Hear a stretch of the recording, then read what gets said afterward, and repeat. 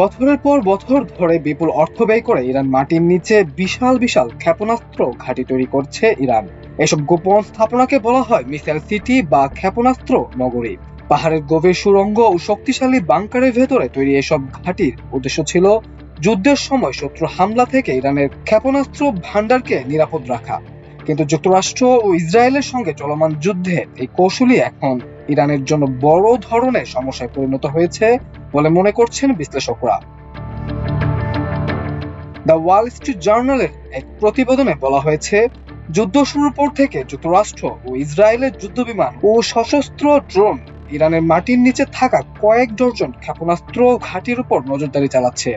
এসব বিমান ও ড্রোন আকাশে চক্কর দিয়ে অপেক্ষা করছে কখন ওই ঘাঁটি থেকে ক্ষেপণাস্ত্র বহনকারী লঞ্চার বের হবে। যে মুহূর্তে লঞ্চারগুলো সুড়ঙ্গ থেকে বের হচ্ছে, সঙ্গে সঙ্গে সেগুলো লক্ষ্য করে হামলা চালাচ্ছে যুক্তরাষ্ট্র ও ইসরায়েল। ফলে সাম্প্রতিক দিনগুলোতে ইরানের ক্ষেপণাস্ত্র উৎক্ষেপণের সংখ্যা উল্লেখযোগ্যভাবে কমে গেছে।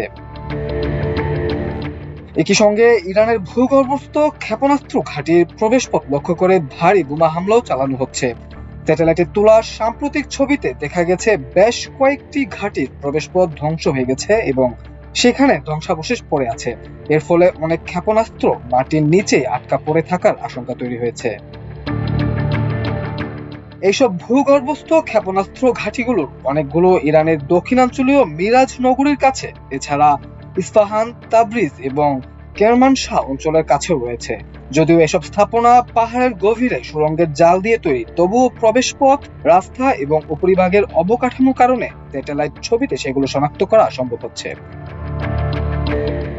এসব মিসাইল সিটিতে শাহাব 3, গাদর এইচ, ইমাম, খেইবার, শেকান এবং সেজ্জিলের মতো শক্তিশালী দূরপাল্লার ব্যালিস্টিক ক্ষেপণাস্ত্র রাখা হয়েছে।